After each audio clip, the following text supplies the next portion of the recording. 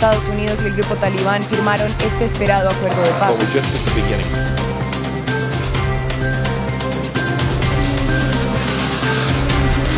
Soleimani, Hassan Soleimani, we're all Soleimani.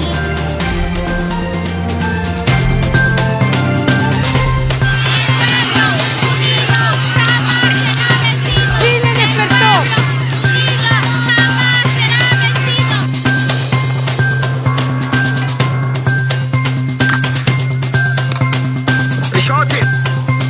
Oh God.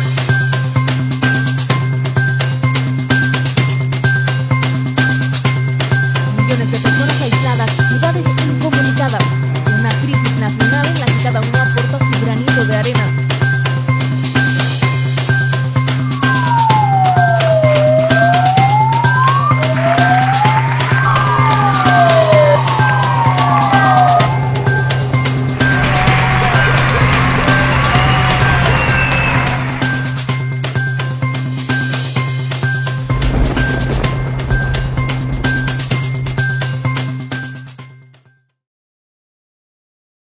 Señoras y señores, muy buenos días. Teleaudiencia de Panorama, programa que se emite a través de Emigrados Televisión con la realización de diversas comunicaciones en Euskadi, Bilbao, España. Les saluda Eliezer Jiménez Julio desde Ginebra, Suiza. Nos acompaña en Euskadi Víctor Torres y Maya en Bilbao. Víctor, en España, muy buenos días. Buenos días, Eliezer, gracias por la invitación. El tema de hoy, las pandemias de la Amazonía, con tres invitadas especiales que están al sur de Colombia, en Sudamérica. Profesora Mercedes Leudo Mejía, en el Caquetá, buenos días. Buenos días, Eliezer, y es Mercedes Mejía Leudo, y pues un placer poder compartir con este grupo selecto. Muchas gracias, profe. Luzmeri Panche, en el Putumayo, muy buenos días, en el sur del país. Buenos días, compañeros y compañeras. Un saludo fraterno desde acá de la Amazonía colombiana. Berusca Nieto, muy buenos días. ¿Usted está en Bruselas o está en el Putumayo? No, señor, muy buenos días. La pandemia me cogió en el Putumayo, en el hermoso Putumayo. Bueno, ahí están pues tres damas que están preparadas y que conocen el tema de la Amazonía en la parte colombiana y a nivel del Brasil, del Perú, y que hoy vamos a tocar el tema del pulmón del mundo. Vamos a comenzar con la profesora Mercedes Mejía, docente de la Universidad de la Amazonas, ingeniera agrónoma, está haciendo un doctorado en educación y cultura ambiental. Con ella vamos a tocar el tema del contexto socioambiental en la Amazonía. Profesora, ¿cuál es la importancia de la Amazonía para la humanidad? Pues, Eliezer, eso lo tiene muchas veces más claro en otros continentes que nosotros los que habitamos en la Amazonía. La Amazonía es reguladora del clima de la tierra. Entonces, el que exista toda esa cantidad de árboles, digamos, atrapando CO2 y botando oxígeno, eso es garantía de vida para la humanidad. Y se mezcla toda esa cantidad de,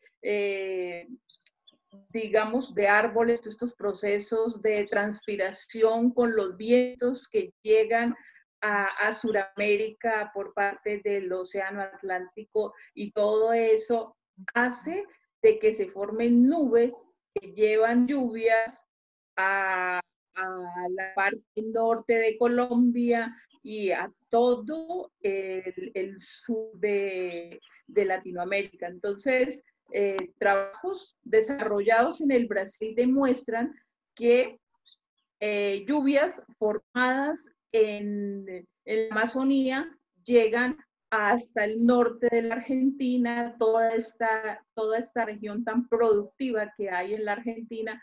Entonces, es clave la Amazonía para la humanidad, para Latinoamérica, y pues en el caso colombiano ni se diga. Colombia tiene el 6.8% de esa Amazonía y eso hace parte del 48% del territorio colombiano. Entonces es clave.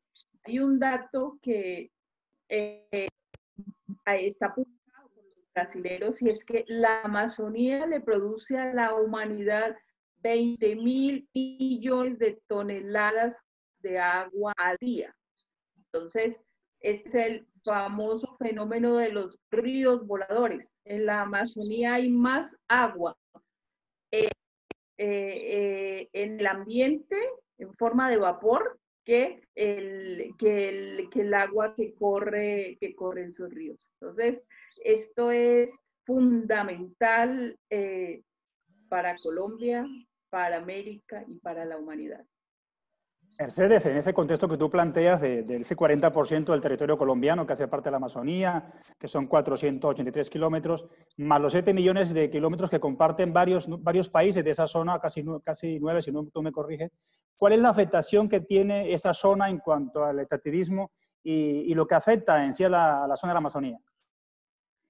Aquí tenemos, digamos, históricamente procesos extractivistas. Entonces, inicialmente, pues fue las caucherías, la quina, y pues en la época ya más contemporánea, entonces tenemos toda la implementación de unos modelos productivos no propios de la Amazonía, iniciados en la época de los digamos 50, 60, con implementación de ganadería, inclusive promovidos desde el mismo gobierno.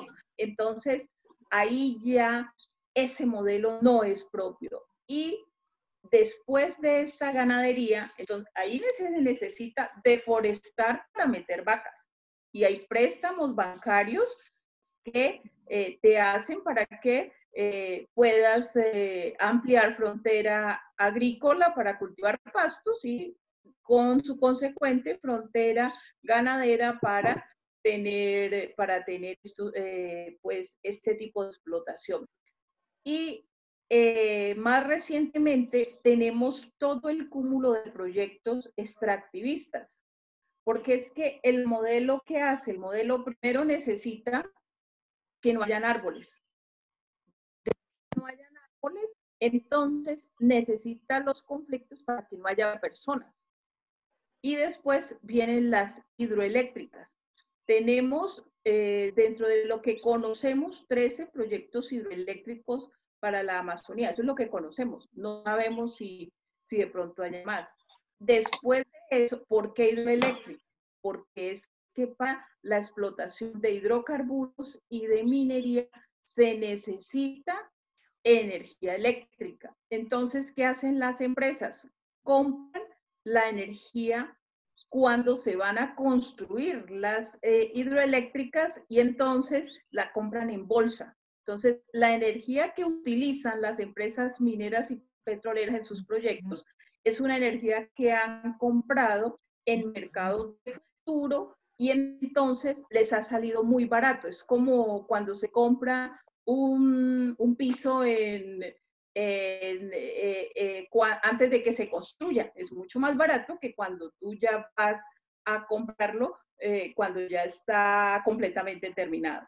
Entonces, eso sucede con las hidroeléctricas. Después de que ya se tiene la energía, entonces ahí sí vienen todos estos proyectos mineros y de hidrocarburos que ya previamente están agenciados y está todo su proceso administrativo aceptado por el gobierno, ya los compromisos están hechos y ya todos los negocios están realizados. Profesora Mercedes, en Colombia, en la Amazonía, ¿qué está perdiendo la humanidad con estos procesos de deforestación y procesos extractivistas? está perdiendo una enorme cantidad de biodiversidad. Esa biodiversidad, lo primero, se están perdiendo las etnias. ¿Por qué? Porque tenemos un fenómeno asociado a todo este extractivismo que es el asesinato de líderes. Y en este caso hay líderes indígenas que han sido asesinados. Hay otro componente actual, y es que con el COVID-19 también han fallecido ya líderes indígenas. Y hay otros, eso lo hablará Luz Mary, porque es pues su campo, pero nosotros no podemos dejar, de nombrar esta situación que es muy grave. Cada mayor indígena que se muere, que falta, que fallece, es todo un conocimiento que pierde la humanidad. Y ese conocimiento en este momento es clave. ¿Por qué? Porque hace parte de esa posible resiliencia que nosotros podemos comenzar a rescatar para saber qué hacer. También muchas especies de flora y fauna que ni siquiera han sido estudiadas para la ciencia.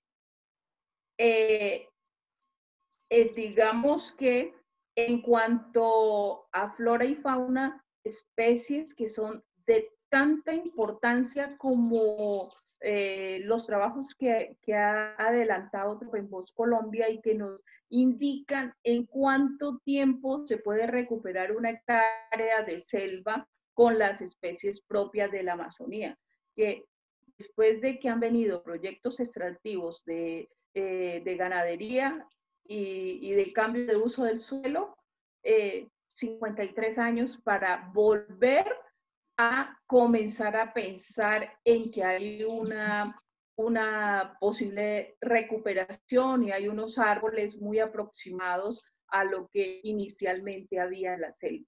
Entonces, lo que se está perdiendo con estos procesos extractivos, la humanidad nunca lo volverá a recuperar. Luz, al hilo, bienvenida y gracias por estar con nosotros. Luz Mary, al hilo de lo que comentaba Mercedes, ¿cuál es la afectación hoy que está sufriendo el pueblo indígena en esa zona? ¿Cuáles son los principales hitos que están marcando ese extractivismo, esa deforestación y todo lo que está haciendo el control territorial de las multinacionales, del grupo Al Mar de la Ley para el pueblo indígena? Sí, mira, la Amazonía colombiana, como lo han venido planteando, representa el 40% del territorio nacional. Tiene alrededor de más o menos 45 millones de hectáreas, de los cuales allí los pueblos indígenas que habitamos, que somos alrededor de 56 pueblos más o menos, según los datos que da la Organización de Pueblos Indígenas de Colombia, OPIAC, estamos a través de las figuras de resguardos, poseemos cerca de 27 millones de hectáreas, ¿sí? De las 44. Nosotros somos propietarios de más del 50% del territorio de la Amazonía. Sin embargo, para el caso de los pueblos indígenas, desde el 2009, la Corte Constitucional ha venido hablando a través del Auto 004 y ordenando la protección especial de los pueblos indígenas porque nos encontramos en vía de exterminio físico y cultural. Y en ese momento lo planteaba por todas las consecuencias que ha generado el conflicto armado en el país, ¿no? Los más de 53 años que plantean que para nosotros son 527 años de guerra contra los pueblos indígenas, los pueblos originarios. Y en esta medida, toda esa situación, también lo plantea la Corte desde el 2009, ha sido agravada por la presencia de megaproyectos en los territorios donde ha generado desplazamiento forzado de familias indígenas, de comunidades indígenas enteras en el país, que son las que en este momento están siendo más afectadas por la situación que estamos atravesando debido a la crisis de la pandemia, del virus. Y hay afectaciones bastante graves, el asesinato selectivo de líderes que no ha parado, incluso en este tiempo de pandemia, pero también cómo se ha venido dando el deterioro ambiental en toda la región de la Amazonía. Son 6 departamentos que cubre acá en Colombia la Amazonía y que principalmente se refleja en la contaminación de los ríos, los principales ríos, el río Putumayo, el río San Miguel, el río Caquetá, el río Caguán, están contaminados con mercurio y tenemos una afectación gravísima por se están muriendo, ¿no? Nuestros ancianos por la contaminación. Hasta hace algunos días estaban muriendo nuestros mayores. Están afectados los niños con nacimientos con deformaciones físicas, nuestras mujeres, que también ha aumentado el cáncer de útero, y pues esto se agrava muchísimo más con la pandemia, porque la atención en salud para todo este territorio de la Amazonía es una atención muy precaria, ¿no? Muy deficiente. Ya la pandemia ha evidenciado este asunto de la atención en salud para la región de la Amazonía. Es impresionante. No tenemos hasta ahora una EPS indígena para el caso de los pueblos indígenas, y no hay una atención diferenciada, ¿no? Con el tema de los pueblos indígenas. Todo esto es bastante complicado. Tenemos también el tema del narcotráfico en la región, cultivos que también se han venido desarrollando y que han venido incluso despojando y desplazando pueblos enteros, como el caso del pueblo Nucamacu, que ha sido sacado de su territorio. Y se agrava pues en estos tiempos con el tema del impulso que se está dando en muchos de los departamentos, Caquetá por ejemplo, a la explotación mineroenergética y la construcción de hidroeléctricas, como lo planteaba la profesora Mercedes. Y más en este momento, cuando el gobierno está proponiendo que en el contexto de la pandemia, el derecho fundamental a la consulta previa de los pueblos indígenas pues se haga de manera virtual, cuando ni siquiera las que se hacen de manera presencial han sido realmente consultas que le permitan la existencia digna a los pueblos, menos virtual cuando la mayoría del territorio de la Amazonía no tiene conectividad, no hay la tecnología que se requiere, y como le decía, si presencialmente no se hace bien, pues virtualmente va a ser un desastre para los pueblos indígenas. Entonces, hay una serie de situaciones, el tema de desnutrición también, porque tenemos muchas comunidades en las cabeceras municipales, en el contexto urbano, especialmente Mocoa, Florencia y las capitales de los departamentos, como mirábamos también, y creo que ha sido visto en las noticias, la situación que se vive en Leticia, que es la capital del departamento del Amazonas. Asimismo, en todas las capitales de los 6 departamentos, la situación es bastante crítica para los pueblos indígenas, ¿no? Que están sin territorio y con una situación de alimentación muy, muy crítica. Estamos en el programa Panorama de Emigrados Televisión en Euskadi, Bilbao, España, y estamos conversando en estos momentos con Luzmeri Panche. Ella es del pueblo originario Nasa, de la Asociación de Cabildos Indígenas, defensora de pueblos étnicos en el Caquetá, Guaviare, Meta, y miembro también de la Mesa de Seguimiento del Proceso de Paz para los Pueblos Étnicos. Luzmeri, la pandemia del COVID-19 en estos momentos está allí, está acabando también con esa parte, no solamente, como decía hace un rato la profesora Mercedes, con la deforestación, los procesos extractivistas, pero también, es decir, la parte sanitaria está haciendo estragos. Y los pueblos indígenas, ¿cómo están afrontando esto? Hay, por las diferentes circunstancias que han venido despojando a las comunidades indígenas de sus territorios, el tema de la presencia de las personas de pueblos, de comunidades indígenas en los contextos urbanos es el más crítico, ¿no? Porque pues no hay atención para pueblos indígenas, no hay atención para campesinos, para el resto de población de la Amazonía es deficiente el sistema de salud.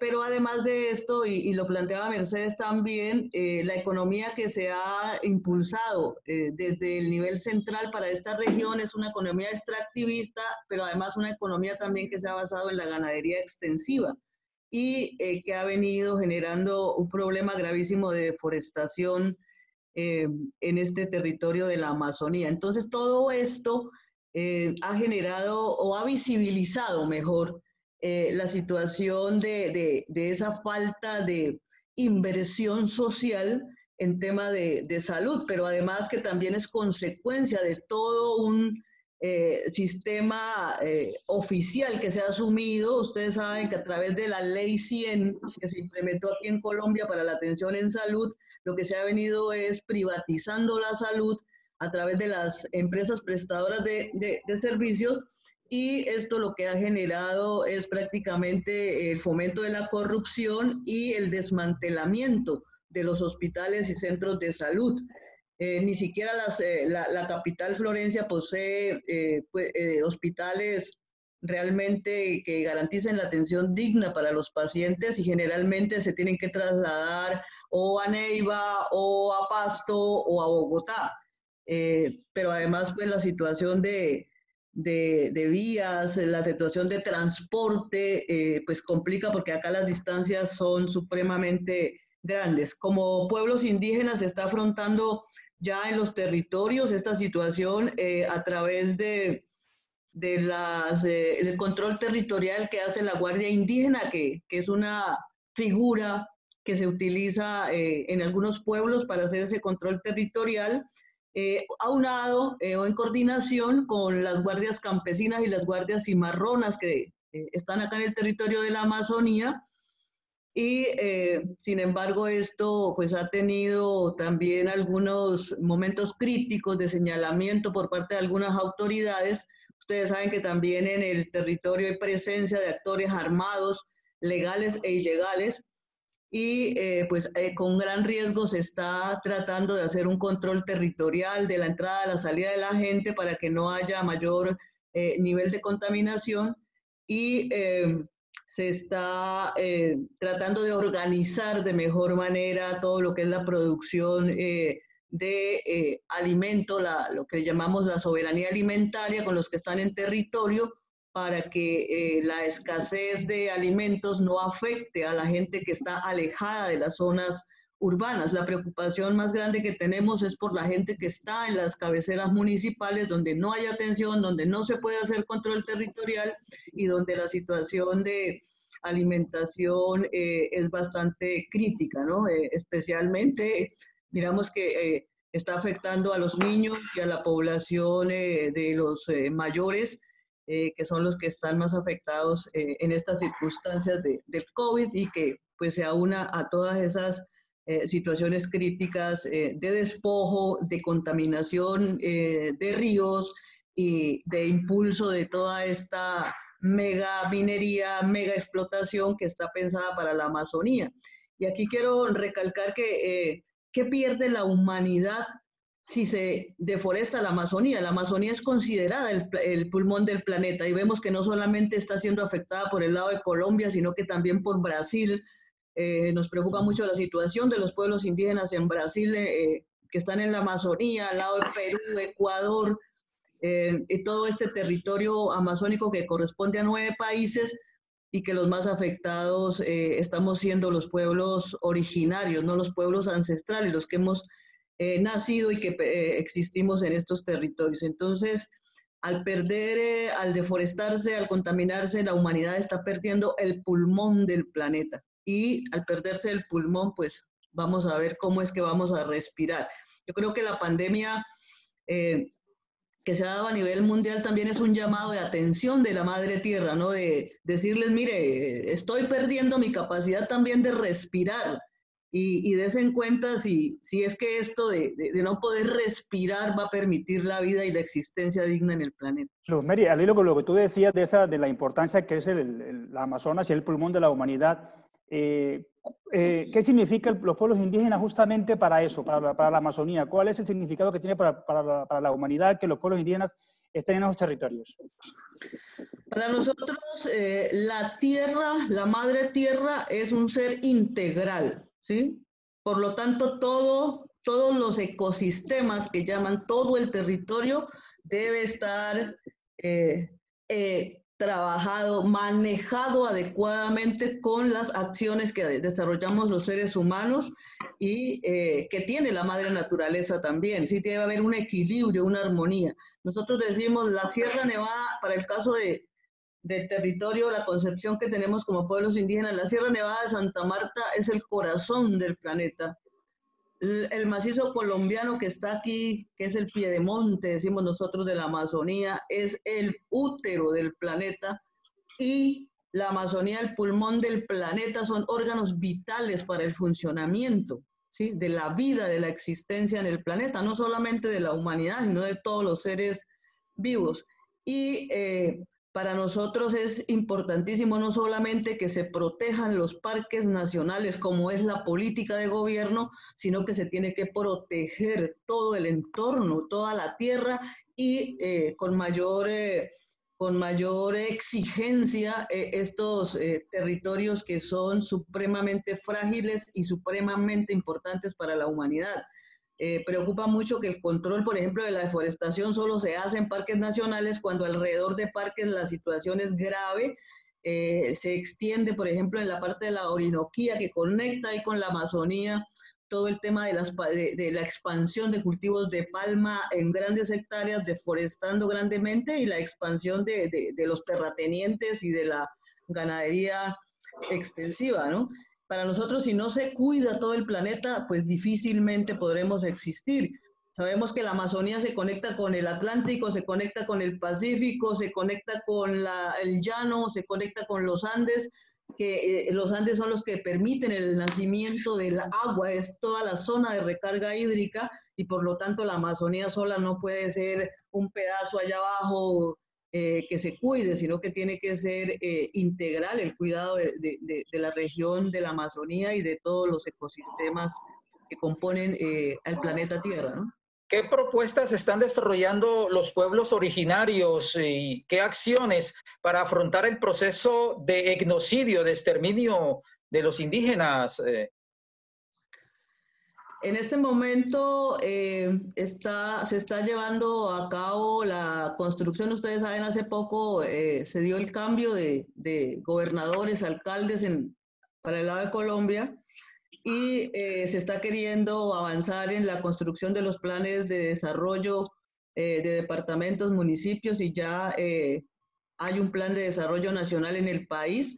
Nosotros consideramos que en este momento, con lo que la pandemia ha podido visibilizar, es necesario cambiar las prioridades en esos planes de desarrollo, incluir a los pueblos indígenas porque estamos excluidos de esos mecanismos de planeación, y priorizar el tema de la soberanía alimentaria y genética, ¿sí?, de semillas nativas, para poder producir. Colombia tiene que volver a su producción nacional, porque aquí casi la mayoría de alimentos están siendo importados, y poder hacer un ordenamiento del territorio desde los pueblos originarios, que somos los que conocemos la Amazonía, que somos los que hemos milenariamente venido habitando el territorio de la Amazonía, y hoy Colombia, Brasil, los demás países tienen Amazonía porque ahí habitamos todavía los pueblos originarios, los pueblos indígenas.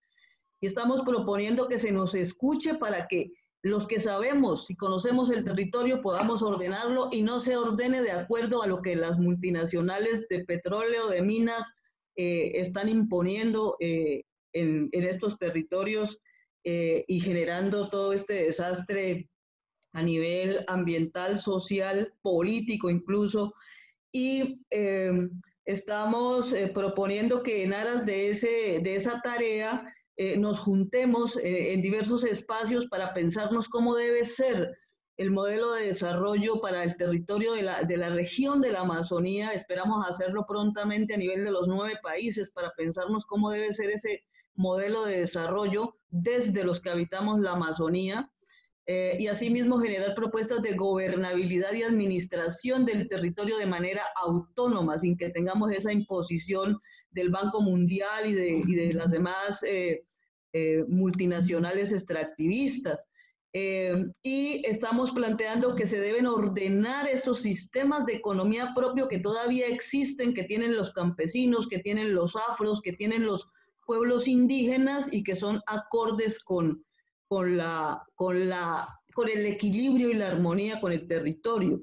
Aquí los planes de ordenamiento se están fijando de acuerdo a los intereses económicos del capitalismo, y lo que decimos es, si seguimos de esa manera, pues vamos a destrozar en muy poco tiempo este territorio amazónico, y por lo tanto, si queremos construir paz, tenemos que partir de la reconciliación con la madre tierra. Esa reconciliación exige el cambio de producción, de modelos de producción, el cambio de economía y sobre todo un cambio en el modelo de educación, porque lo que nos está mostrando aquí la pandemia con toda esta situación es que el modelo de educación, incluso para el planeta, está siendo un modelo de fracaso, porque nos está llevando prácticamente a la extinción de la humanidad. Y creo que esta alerta, este llamado desesperado de la madre tierra con esta crisis planetaria en este momento tiene que hacernos cambiar, no tiene que hacernos reflexionar y concientizar que como humanidad pues hemos venido caminando mal y que nos toca parar y si es necesario retroceder para poder continuar existiendo de manera digna en este planeta. Verusca Nieto, cofundadora de Vivos BZW en Bélgica, administradora de empresas. Ella ha interpuesto la acción popular más ambiciosa en el tema ambiental en Colombia para defender lo que es la Orinoquía y la Amazonía. Trabaja igualmente el contexto de la Amazonía dentro de los 17 Objetivos de Desarrollo Sostenible de la Organización de las Naciones Unidas en estrategia para mitigar el cambio climático a nivel mundial. Verusca, ¿cuál es la mayor injusticia y o acto de corrupción en estas zonas de la Amazonía, Orinoquía y la Macarena? Un saludo cordial a todos los que nos escuchan. Y sí, realmente el mayor acto de corrupción para mí en esto es el hecho de que muchas de estas licencias otorgadas en Colombia, en un país en guerra, fueron otorgadas antes de la firma de los acuerdos. Entonces, pues yo cuando escucho al presidente de Ecopetrol, Felipe Bayón, que dice que están tomando todas las decisiones de una manera científica, legal, organizada, yo me doy cuenta y él dice que quiere que sea y todos esos procesos se vean como si ellos estuvieran dentro de una pecera y que fueran transparentes. Yo tengo un problema porque esa pecera está sobre una mesa que es la Agencia Nacional de Licencias Ambientales y las corporaciones autónomas entregando a diestra y siniestra licencias petroleras en el Amazonas, en la Amazonía, perdón, en la Orinoquía, en todo el país, mientras los campesinos, los ciudadanos de bien, las personas tienen que exiliarse del país. Tenemos 1 millón de exiliados políticos, hay 10 millones de exiliados en Colombia, hay 8 millones de desplazados internos en el país y dentro de ese proceso están las petroleras y las mineras sacando el río revuelto. Entonces aquí en el Putumayo me encuentro, por ejemplo, en el corredor Puerto Vega-Teteyé, que se supone que es zona roja, que en este momento están haciendo desminado, llevan 3 años haciendo desminado, pero usted tiene una producción petrolera en el piedemonte amazónico, que es el responsable de alimentar todo el sistema hídrico del Amazonas hacia abajo. Los ríos no vienen de Brasil, Perú, hacia arriba, hacia la montaña, van hacia abajo. Entonces tenemos que hacer desde años 68 están comenzando aquí producción petrolera y que los nuevos bloques a concesionarse son para gas en un ámbito en que lo que es la Agencia Internacional de Energía está diciendo que ahorita con una restricción del 35% del uso de combustibles fósiles, pues es una catástrofe económica porque ya no es rentable. Entonces, una de las mayores injusticias y uno de los mayores actos de corrupción es sacar licencias y otorgar licencias en unas zonas de conflicto armado. Nosotros trabajamos con un bloque en el área de manejo especial de la Macarena, que era el bloque Serranía. Para ponerlos en contexto, eran 32.000 hectáreas y la licencia se otorga justo cuando se firman los acuerdos de paz, o sea que ellos estuvieron 8 años haciendo los estudios en zona roja, donde la alcaldía no podía enviar a sus estudiantes a hacer los censos adecuados para recibir subsidios agrarios. Como estas petroleras, y en el caso de la petrolera en el bloque Serranía, que era UPECOL, esta petrolera es norteamericana, de un ex general retirado, sí puede entrar en estas zonas y recibir licencias. Entonces nos damos cuenta que hay como un fenómeno dentro de las fuerzas militares a nivel mundial, porque esto es un fenómeno a nivel mundial, que es lo que yo llamo los militares mineros mafiosos. Ellos pueden entrar a estos territorios. En el caso de Colombia hacen una operación Artemisa para sacar a campesinos dentro de parques, llevan órdenes jurídicas que resultan llevándose a la hermana, no importa si los niños se quedan tirados, o sea, una serie de irregularidades que se ha perdido dentro de las mesas de concertaciones, que den los protocolos de hacer estas operaciones, pero ellos no los dan. Ellos dicen que no hay violación de derechos humanos, nosotros sabemos que sí.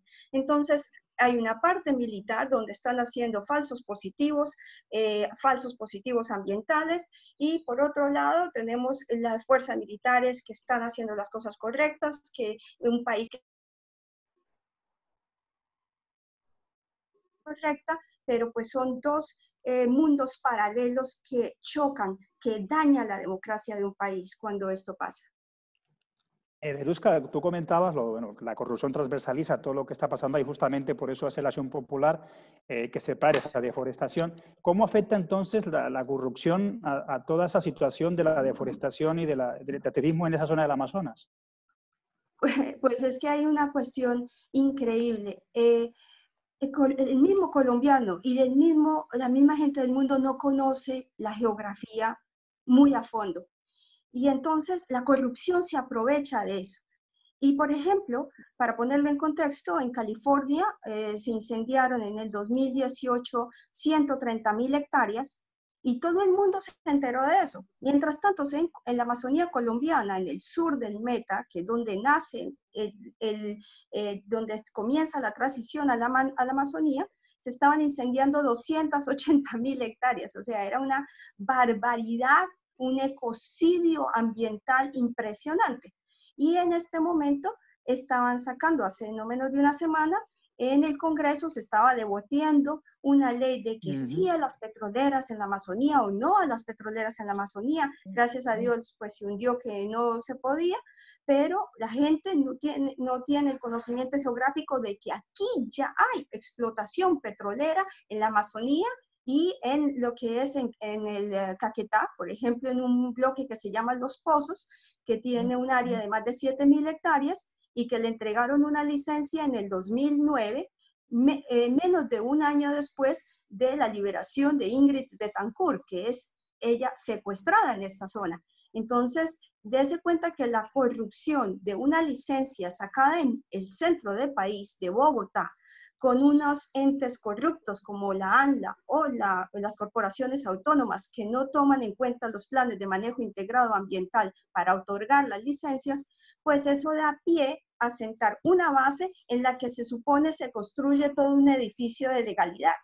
Entonces, date cuenta que lo que tenemos que ir a ver en el contexto de Centroamérica, de Suramérica, de los países en desarrollo, en los países de Medio Oriente, es que muchas de las licencias que se han otorgado es en zonas de conflicto, en zonas de drogadicción, en zonas de una tala, deforestación, que se dice que no hay control, pero óyame, con lo que tienen los militares hoy en día de satélites que ven hasta la sangre de una foca dando a luz, ¿cómo no pueden ver la sangre de todos los líderes sociales indígenas que nos están asesinando en Colombia y en el resto de los países vulnerables, en donde todavía hay recurso hídrico y donde estas petroleras y fracking, en especial fracking, que necesita 98% de recurso hídrico para hacer sus explotaciones, pues ahí no se ve absolutamente nada. Ese es uno de los contextos que yo creo que debemos comenzar a mirar. Verusca, tengo entendido que hay un plan para convertir el piedemonte amazónico y oronicuense en un parque industrial. ¿Cómo es eso? Cuéntele usted a la teleaudiencia de Panorama. Sí, mira, yo vivo en Bélgica hace 20 años. He estado en Norteamérica, tengo una residencia allá.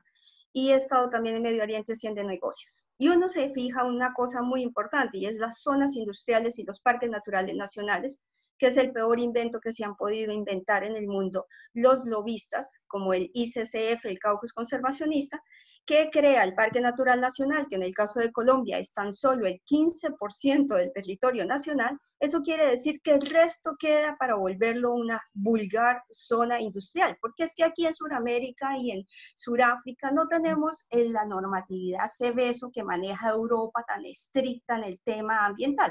Tenemos los mismos cowboys norteamericanos sacándolos acá. Ahora bien, cuando usted tiene un país industrializado, como lo es el top 50 de los países más endeudados, que ahí tiene usted Estados Unidos, tiene el Reino Unido, Holanda, con más de 313% del Producto Interno Bruto, y tiene los países con más índice de cáncer, que es, ahí no hay ningún país latinoamericano. Entonces usted se da cuenta que las zonas industrializadas son las que son siendo más vulnerables a las enfermedades, como lo que es COVID. Date cuenta que, por ejemplo, el COVID es como la punta del iceberg, porque en una zona industrial, como es el Golfo de México, usted ya está encontrando dos bacterias, Strep and Vibrio, y Vibrio es una de las bacterias que se come la carne literalmente. Antes de los derrames de la British Petroleum, si usted cogía una muestra, encontraba 10 de estas Vibrio, ahora encuentra más de 100 de estas Vibrio. Entonces, en ese contexto, ¿cómo es posible que dentro de una esquizofrenia económica de querer copiar modelos de países endeudados y enfermos, nuestro presidente Felipe Bayón esté diciendo que esto es una pecera transparente donde las corporaciones autónomas están autorizando sacar vertimientos de las petroleras a los principales ríos, como lo mencionaba Luz Mary Panche en su apreciación? ¿Cómo es posible que nosotros dentro de esta esquizofrenia económica estemos contaminando los ríos y sabemos que a largo plazo, como ha pasado en las costas norteamericanas, vamos a terminar con Strep and Vibrio? Por ejemplo, en una de las zonas en San José del Guaviare, ahí tenemos lo que es además de la biodiversidad, una riqueza histórica para nosotros. Hay unas pinturas rupestres que datan de 20.000 años. Nosotros hicimos una denuncia hace 2 años porque había una línea de fuego acercándose a 500 metros de ese punto. ¿Y para qué quieren hacer eso? Para favorecer a los bloques petroleros que hay en esa zona, que son para arenas bituminosas, que si fracking es un problema, arenas bituminosas es la peor práctica que se han podido tener. Entonces, dése cuenta que nosotros estamos aplicando unos modelos tan destructivos para nuestros ecosistemas, que si nosotros, por ejemplo, en zonas menos polucionadas todavía tenemos menos COVID, es gracias a que todavía hay ríos y fuentes de agua pura y la gente que no tiene recursos puede ir a estos lugares a consumirlos, mientras que las ciudades y los lugares donde hay más micropolvo, en el caso de Bélgica hubieron hasta 400 muertos por día. Entonces tenemos una situación de que es indiscutible que debemos proteger los lugares que todavía presentan biodiversidad y ambientes limpios para la vida. Verusca, de manera breve, ¿cuál sería el accionar para contrarrestar las multinacionales en esa zona, la intervención de estas empresas?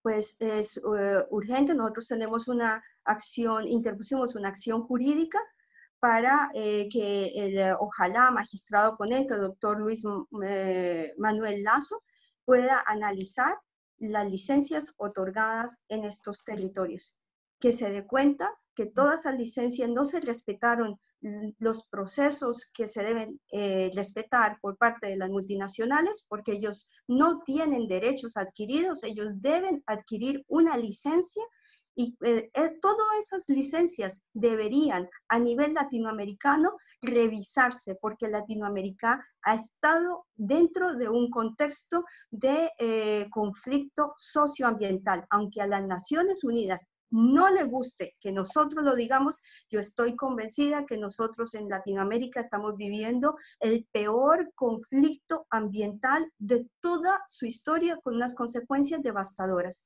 Hay que hacer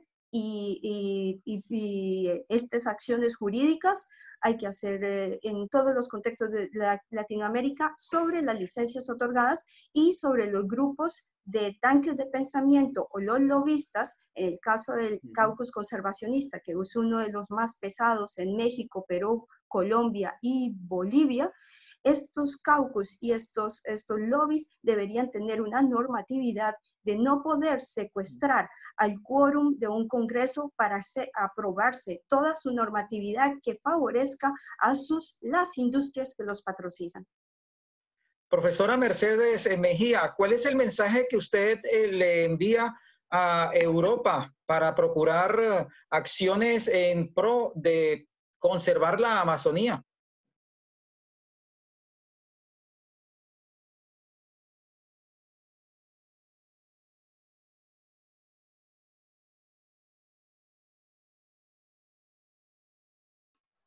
Bueno, a Europa le diría que la Amazonía no está tan pristina como todo el mundo cree. La Amazonía está en su peor crisis socioambiental.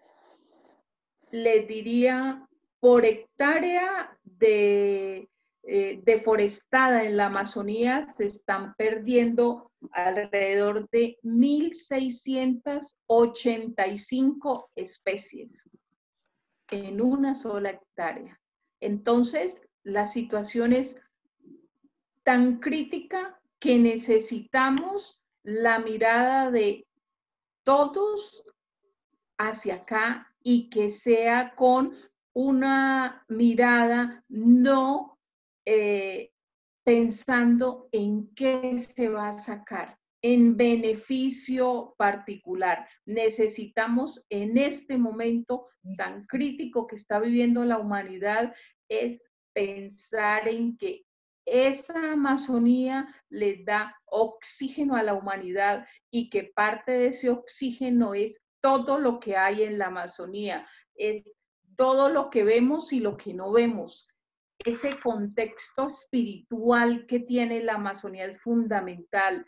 Esa transición que hay entre la Orinoquía y la Amazonía, todo esa conformación de escudo guayanés con todos esos tesoros que encierra, como la lindosa, Chiribiquete,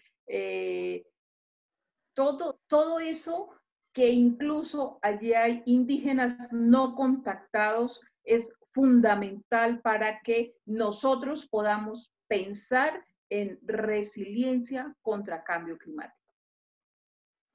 Luz Mary, ese mismo mensaje para los colectivos sociales de América Latina, de Europa. Bueno, al pueblo europeo, al pueblo también de Estados Unidos y del resto del planeta, nuestro mensaje es de juntarnos para defender el territorio, no solo de la región de la Amazonía, que corresponde a los 9 países, sino de defender el planeta en general, ¿no? De poder incidir en los gobiernos que están tomando decisiones bajo la presión de los que manejan la economía, de los dueños de la economía capitalista, para que se pueda cambiar y revertir ese modelo de destrucción que se ha venido imponiendo y que a la larga, pues no tan a la larga, porque esto ya no nos queda mucho tiempo, pues va a generar también muchos problemas para todos los pueblos en el planeta. Decirle al pueblo europeo, muchos de los recursos que sus países están invirtiendo supuestamente en lo que llaman conservación ambiental en la Amazonía colombiana, no están cumpliendo el objetivo de conservar, y no es esa visión conservacionista, sino el manejo adecuado del territorio amazónico, porque nosotros podemos convivir con el territorio, lo hemos demostrado, ¿sí?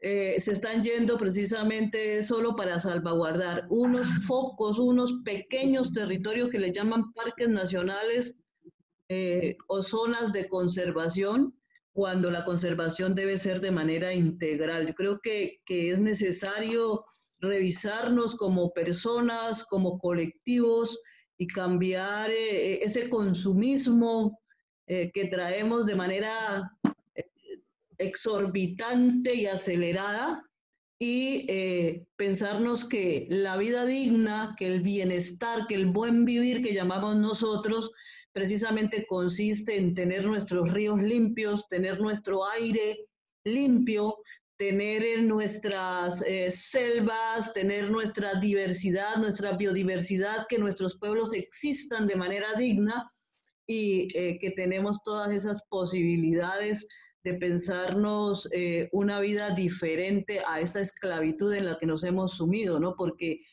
no solamente estamos esclavos de un empleo, sino que estamos prácticamente esclavos de todo un sistema que nos impide ver que realmente podemos ser felices cuidando y protegiendo nuestra tierra, pero también generando posibilidades para que la vida humana siga existiendo de manera indefinida en este planeta. Entonces, creo que es necesario que los pueblos nos juntemos, que conozcamos bien la geografía, el territorio, y que entendamos que en eso consiste la vida, ¿no? En la contemplación y en el deleite de todo lo que poseemos, y en un beneficio mutuo tanto para la madre naturaleza, para el planeta Tierra, como para quienes habitamos sobre ella. Nosotros estamos en esa tarea, tenemos muchos riesgos aquí en Colombia, amenazas, asesinatos selectivos, todo lo que se venga, pero estamos dispuestos a correr todos los riesgos porque consideramos que la defensa por la vida debe ser una misión de todos los que habitamos en este planeta, y pues en eso vamos a continuar, y esperamos que se nos junten niños, mujeres, indígenas, afros, gente de las zonas urbanas, porque a todos nos compete la defensa y el cuidado de la madre tierra. Verusca Nieto, el mensaje para el mundo desde el Putumayo en la Amazonía. Pues nosotros nos preciamos de ser desarrollados y civilizados, pero nunca podremos llamarnos más civilizados si permitimos la destrucción de la Amazonía y de los bosques que todavía hay en nuestro territorio. Debemos dejar esa percepción de cuidados paliativos a los que nos tiene acostumbrados las agencias internacionales ahora con los refugiados que salen después de que estas multinacionales destruyen sus territorios, como es el caso de Irán, de Irak, de países desaparecidos como Al-Ahwaz, o los territorios que están desapareciendo para los palestinos. Debemos dejar esa visión romántica de que todo es sostenibilidad y cuidados paliativos. En este momento es imprescindible darnos cuenta que hay acción y reacción, y que lo que nos pasa a nosotros acá en toda esta explotación de hidrocarburos y de carbón, llevándolo a Holanda, Alemania, para construir este desarrollo, entre comillas, es autodestructivo, porque Europa está afectada con sus zonas de mar muerto, con su polución en el aire, por todo lo que se están llevando de acá. Entonces, es un llamado a que este COVID nos pellizque y que nos haga reaccionar de que tenemos que cambiar el modelo de consumismo, como lo mencionaban mis amigas, y que debemos en este momento concentrarnos a erradicar de raíz y la corrupción pero de una manera inteligente, utilizando nuestro conocimiento y recursos para poder iniciar los procesos jurídicos para combatirlo. Para mí la legalidad y la democracia es una cuestión importante de respetar en este momento. Teleaudiencia de Panorama que se emite a través de Emigrados Televisión con la realización de diversas comunicaciones en Euskadi, en Bilbao, España. Han escuchado y han visto ustedes las opiniones de 3 mujeres expertas en los temas socioambientales, temas vitales de vida y vital como es la Amazonía. Agradecerle a la profesora Mercedes Mejía, a la líder indígena Luzmeri Panche y a Verusca Nieto en el Putumayo, en el sur de Colombia. Estos momentos importantes, sus apreciaciones y que ojalá la humanidad, todas las personas que puedan escucharles, verles, oírles, presten atención a este SOS que desde la Amazonía están haciendo 3 mujeres que están involucradas, comprometidas con la preservación no de la Amazonía, sino de la vida misma. Mañana o este miércoles también Verusca Nieto tendrá un Facebook vivo en donde explicará toda esta situación que se está viviendo. Los invitamos a que se conecten con Verusca Nieto este miércoles a ese programa que desde Colombia estarán realizando también en continuidad con este tema que hemos tocado hoy, las pandemias de la Amazonía. A ustedes, teleaudiencia, muchas gracias. A Víctor Torres en Bilbao, España, con el acompañamiento de Maya. Desde Ginebra, Suiza, les habló Eliezer Jiménez Julio. Hasta una próxima oportunidad. Gracias. Un cordial saludo, mi nombre es Verusca Nieto Borja, cofundadora de la ONG Vivos, y esta es una oportunidad para invitarlos a ustedes a ser parte de una de las acciones populares ambientales más ambiciosas en Colombia para poder proteger el piedemonte de la Orinoquía, el piedemonte del Amazonas y así proteger las fuentes hídricas que bañan a estos territorios y que son responsables de la vida y de la biodiversidad en todo el país. No podemos limitarnos a que solamente se preserve el 15% de parques naturales nacionales en biodiversidad y que el resto quede sometido a una zona industrial sin ninguna regulación. Nuestra gran preocupación es que Colombia sale de un conflicto armado y que antes del 2016 se otorgan una cantidad de licencias en zonas de bombardeos y en zonas donde no ha habido desminado, lo cual no representa una garantía para nosotros en el tema de las licencias ambientales en estas zonas. Por otra parte, Colombia en el 2015 es utilizada como plataforma de lanzamiento de los 17 Objetivos de Desarrollo Sostenibles que se aplican a más de 160 países a nivel mundial. Eso quiere decir que si Colombia fracasa, muy posiblemente fracasaremos a nivel mundial en esta lucha contra el cambio climático que le debemos a nuestras generaciones futuras. Les invito a que se unan a nuestro Facebook Live que vamos a emitir el 27 de mayo y que podremos aceptar todas sus preguntas y sus sugerencias en este momento para poder sacar adelante esta acción popular. Yo sé que con tu ayuda podemos lograrlo. Un abrazo inmenso en este tiempo de recogimiento. Gracias.